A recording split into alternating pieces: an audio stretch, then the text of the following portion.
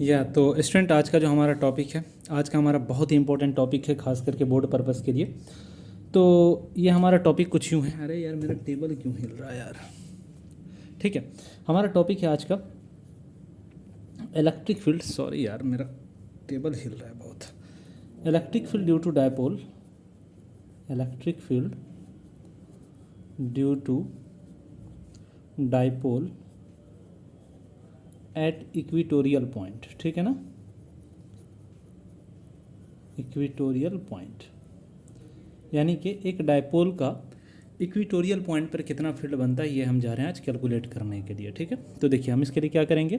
एक डायपोल लेते हैं। डायपोल का मतलब है कि हमारा two equal and opposite charge separated at very small distance. हालांकि मैं यहाँ पे कुछ डिस्टेंस दिखा रखा हूँ, बट ये डिस्टेंस इतना बड़ा भी नहीं होता, बहुत छोटा डिस्टेंस होता है। ठीक है ना, तो ये हमारा दो चार्ज है, एक माइनस क्यू है सपोज और एक हमारा प्लस क्यू है। ठीक है, ये पूरा कॉम्बिनेशन हमारा डायपोल कहलाएगा। और इन दोनों के बीच का जो ये सेपरेशन है, इस सेपरेशन को आप 2a मान लीजिए।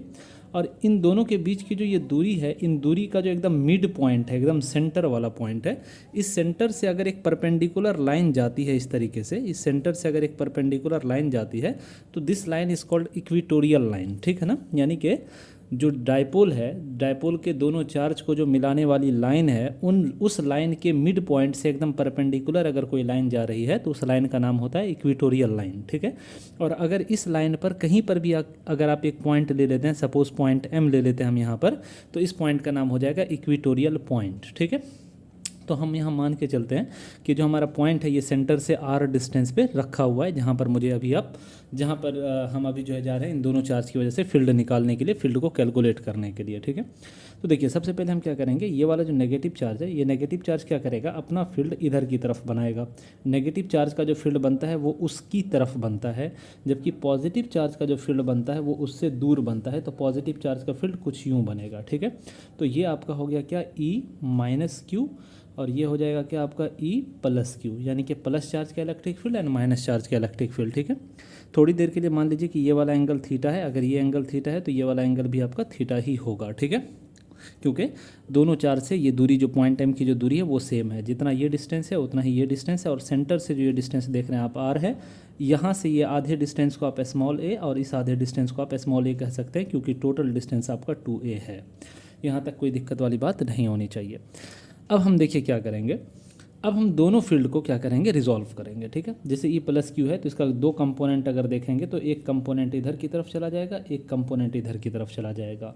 अगर ये एंगल थीटा है तो हमारा ये एंगल भी थीटा हो जाएगा और हमारा ये एंगल भी एकदम से थीटा आएगा। ठीक है, तो ये E प्लस क्यू का एक कंपोनेंट इधर आ जाएगा, जिसको हम E प्लस क्यू का कॉस थीटा कह सकते हैं, जबकि ये वाला कंपोनेंट हो जाएगा E प्लस क्यू का साइन थीटा। ठीक है, इसी तरीके से ये E माइनस क्यू का, यानी नेगेटिव चार्ज का जो इलेक्ट्रिक फील्ड है, इसका भी दो कंपोनेंट टूटेगा। एक कंपोनेंट इधर आएगा E माइनस क्यू का कॉस थीटा, और एक इधर जो कंपोनेंट आएगा वो आएगा क्या, E माइनस क्यू का, ये इधर कॉस थीटा आ गया, इधर ये माइनस क्यू का हमारा साइन थीटा आ जाएगा। ठीक है ना, तो अगर आप ध्यान से देखेंगे तो ये जो प्लस चार्ज का साइन थीटा वाला कंपोनेंट है और नेगेटिव चार्ज का जो साइन थीटा वाला कंपोनेंट है, यहाँ पर ये माइनस क्यू लिखने का मतलब है कि electric field due to negative charge. ठीक है ना, और प्लस क्यू लिखने का मतलब electric field due to positive charge. ठीक है, तो ये जो माइनस और प्लस दोनों चार्ज का जो साइन थीटा वाला कंपोनेंट है, वो उसको अगर आप ध्यान से देखेंगे तो दोनों एक दूसरे के जस्ट अपोजिट है, और दोनों का मैग्नीट्यूड भी सेम होगा, क्योंकि जितना E प्लस क्यू की वैल्यू होगी उतना ही E माइनस क्यू का वैल्यू होगा, और दोनों के लिए थीटा भी सेम है। तो ये दोनों कंपोनेंट एक दूसरे को कैंसिल आउट कर देगा, और सिर्फ ये जो हॉरिजॉन्टल वाला कंपोनेंट आप देख रहे हैं, E प्लस क्यू का कॉस थीटा और E minus Q cos theta, यानी कि प्लस चार्ज का और नेगेटिव चार्ज का दोनों का जो कॉस वाला जो कंपोनेंट है वो सिंपल ऐड हो जाएगा, क्योंकि दोनों का डायरेक्शन सेम है। लेकिन एक और चीज़ ध्यान देने वाली बात यहाँ पर यह है कि अगर आप डायपोल मोमेंट देखेंगे तो ये नेगेटिव चार्ज है, ये पॉजिटिव चार्ज है, तो डायपोल मोमेंट का जो डायरेक्शन होगा वो लेफ्ट टू राइट हो जाएगा, यानी नेगेटिव चार्ज से पॉजिटिव चार्ज की तरफ। जबकि नेट इलेक्ट्रिक फील्ड जो हम देख रहे हैं वो हमारा राइट से लेफ्ट की तरफ, यानी पॉजिटिव से नेगेटिव की तरफ जा रहा है, इधर की तरफ है। ठीक है, जबकि डायपोल मोमेंट का डायरेक्शन लेफ्ट टू राइट है। ठीक है, इससे ये समझ में आता है कि हमारा जो टोटल इलेक्ट्रिक फील्ड है वो हमारे डायपोल मोमेंट के जस्ट अपोजिट डायरेक्शन में होगा। इसलिए हम सिंपल अगर डायपोल मोमेंट का यूनिट वेक्टर इस्तेमाल करेंगे तो इन दोनों को ऐड करके माइनस का साइन लगा देंगे, इसलिए कि इस डायरेक्शन के जस्ट अपोजिट है ये हमारा टोटल इलेक्ट्रिक फील्ड। ठीक है, तो चलिए अब इसको कुछ नहीं करना है, अब इसको डायरेक्ट सॉल्व करते हैं। तो हमारा जो टोटल इलेक्ट्रिक फील्ड हो जाएगा वो हो जाएगा क्या, E प्लस क्यू का cos theta plus E minus Q का कॉस थीटा, और यहाँ पर हम यूनिट वेक्टर p यूज़ करेंगे तो साइन यहाँ पर माइनस का लगा देंगे, ठीक है। अब देखिए, चूंकि मैंने कहा कि ये दोनों चीज़ सेम है, दोनों की वैल्यू सेम आएगी, तो आप इन दोनों की जगह कोई एक पुट कर सकते हैं। तो टोटल इलेक्ट्रिक फील्ड जो हो जाएगा आपका माइनस ई प्लस क्यू का कॉस थीटा, और फिर से ई प्लस क्यू का कॉस थीटा कीजिएगा तो टोटल ये ई प्लस क्यू का 2e प्लस क्यू का कॉस थीटा हो जाएगा, ठीक है ना। चलिए अब यहाँ से अगर आगे बढ़ते हैं तो ये तो हो जाएगा -2। अब electric field due to positive charge, यहाँ से यहाँ तक का अगर इलेक्ट्रिक फील्ड देखिएगा तो ये कितना आ जाएगा आपको, ये k इंटू क्यू अपॉन में ये वाली दूरी इसका स्क्वायर आएगा, क्योंकि असल में पॉइंट m यहाँ से इस चार्ज से ये डिस्टेंस पर है, तो इसको x मान लीजिए अगर आप, तो x स्क्वायर आ जाएगा, ठीक है।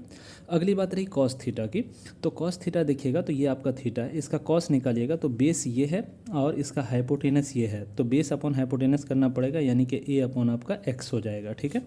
तो यहाँ से आपको साफ साफ दिख रहा होगा कि माइनस k को पहले लिख लीजिए, ये 2QA हमारा क्या हो जाएगा, 2a का मतलब दोनों पोल के बीच की दूरी, दोनों चार्ज के बीच की दूरी, और q का मतलब कोई भी एक चार्ज, जो कि हमारा डायपोल मोमेंट हो जाता है, ठीक है ना। अच्छा, एक और चीज़, यूनिट वेक्टर हम p इस्तेमाल करते हुए चलेंगे, ठीक है ना। तो हमारा ये क्या हो जाएगा, ये हमारा p वेक्टर हो जाएगा, और अपॉन में हमारा क्या आ जाएगा, एक्स क्यूब आ जाएगा। यूनिट वेक्टर हम p इस्तेमाल करेंगे, ठीक है। आप इसको चाहें तो ऐसे भी लिख सकते हैं, यानी कि यहाँ पर अगर वेक्टर लगा देते हैं, एरो लगा देते हैं, तो फिर ये यूनिट वेक्टर लिखने की कोई ज़रूरत नहीं होगी, ठीक है ना। तो चलिए इसको अगर हम आगे लिखेंगे तो ये कितना हो जाएगा, -k हो जाएगा, p ऊपर में है और नीचे हमारा क्या है, एक्स क्यूब है। तो एक्स क्यूब को अगर आप देखना चाहें तो ये है आपका x, ठीक है ना। तो अगर आप x को लिखेंगे तो x इज इक्वल टू हो जाएगा आपका कितना, r² plus a² the power 1/2, ठीक है ना। तो आप इसको लिख सकते हैं, x की जगह पर लिख सकते हैं क्या, r² plus a² the power 1/2, और इस पूरे पर पावर कितना है, 3 है। तो फाइनली आपका आंसर आ जाएगा -kp अपॉन में आ जाएगा r² plus a² the power 3/2, इतने के बराबर आ जाएगा। यूनिट वेक्टर आप p का इस्तेमाल कर लीजिए, ठीक है। यानी कि हम यहाँ पर दो चीज़ देखने वाली बात हमारे लिए है, एक तो ये कि जो एक्सियल पॉइंट पर हमारा इलेक्ट्रिक फील्ड आ रहा था, तो एक्सियल पॉइंट का इलेक्ट्रिक फील्ड जो आ रहा था वो डायपोल मोमेंट के डायरेक्शन में आ रहा था, जबकि इक्वेटोरियल पॉइंट पर जो हमारा इलेक्ट्रिक फील्ड आ रहा है वो डायपोल मोमेंट के जस्ट अपोजिट डायरेक्शन में आ रहा है, इसलिए यहाँ पर साइन माइनस आ रहा है, ठीक है। पहली बात तो ये। दूसरी बात, अगर आप ध्यान देखेंगे तो एक्सियल पॉइंट पर जो हमारा इलेक्ट्रिक फील्ड आया था वो यहाँ पर 2p आ रहा था, ठीक है ना, जबकि इक्वेटोरियल पॉइंट पर सिर्फ p आ रहा है। इससे ये समझ में आता है कि जो हमारा एक्सियल पॉइंट पर, ये हमारा ई इक्वेटोरियल है, ठीक है ना, ई इक्वेटोरियल पॉइंट है, तो जो हमारा इक्वेटोरियल पॉइंट पर इलेक्ट्रिक फील्ड है वो half of electric field at axial point हमारा निकल करके आता है। ये ऑब्जेक्टिव में कई बार ऑब्जेक्टिव में क्वेश्चन पूछ लेता है कि इक्वेटोरियल और एक्सियल पॉइंट पर इलेक्ट्रिक फील्ड का क्या रिलेशन है, तो इक्वेटोरियल पॉइंट पर इलेक्ट्रिक फील्ड एक्सियल पॉइंट पर जो इलेक्ट्रिक फील्ड होगा उसका हाफ हो जाएगा, ठीक है। तो इतनी सी बात आपको याद रखना है, और ये डेरिवेशन बहुत ही इंपॉर्टेंट है, खास करके बोर्ड पर्पस के लिए।